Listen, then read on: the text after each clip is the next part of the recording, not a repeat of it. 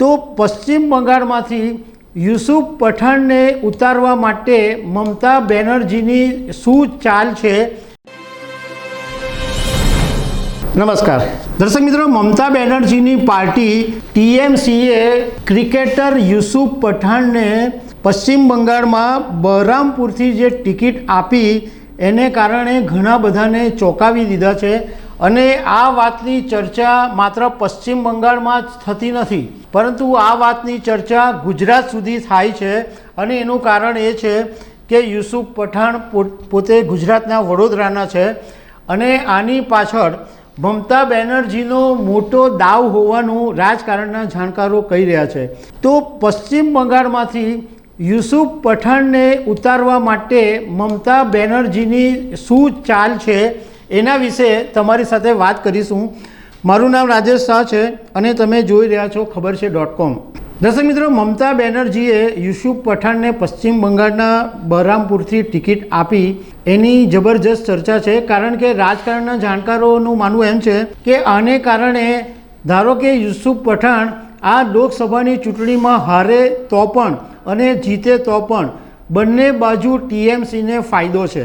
સૌથી મોટું કારણ એ છે કે કોઈ સંજોગોની અંદર જો યુસુફ પઠાણ ટીએમસીની ટિકિટ ઉપર લોકસભા ચૂંટણી જીતી જશે તો 35 વર્ષના ગુજરાતના ઇતિહાસમાં એવું બનશે કે કોઈ ગુજરાતનો મુસલમાન લોકસભાની અંદર પહોંચશે। આ પહેલાં 1984ની અંદર અહેમદ પટેલ ભરૂચની બેઠક ઉપરથી કોંગ્રેસની ટિકિટ પર જીતેલા અને તે વખતે તેઓ લોકસભામાં ગયા હતા। એ પછી હવે યુસુફ પઠાણ જીતશે તો ગુજરાતના 35 વર્ષના ઇતિહાસમાં પહેલીવાર બનશે કે કોઈ ગુજરાતનો મુસલમાન લોકસભામાં પહોંચશે।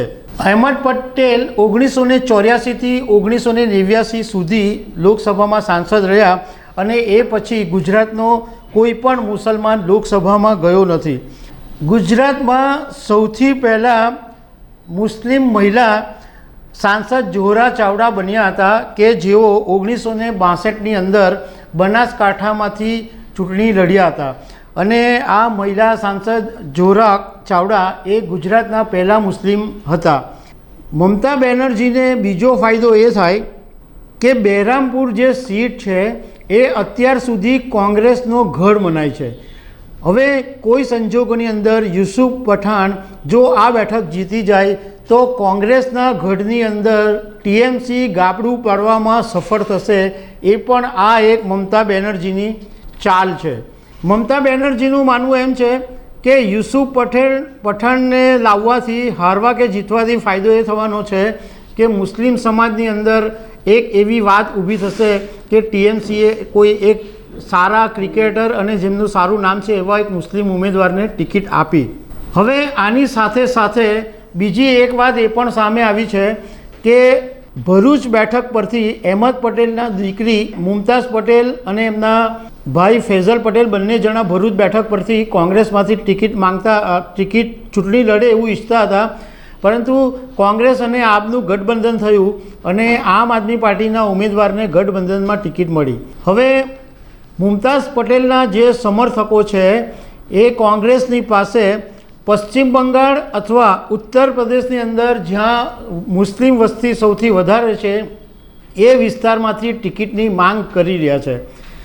બીજું એક એ વાત કરીએ કે ગુજરાતની અંદર ટોટલ 182 ધારાસભ્યો છે, એમાંથી મુસ્લિમ ધારાસભ્ય એકમાત્ર છે અને એ છે ઇમરાન ખેડાવાલા કે જે અમદાવાદના જલાલપુરથી કોંગ્રેસના ધારાસભ્ય છે।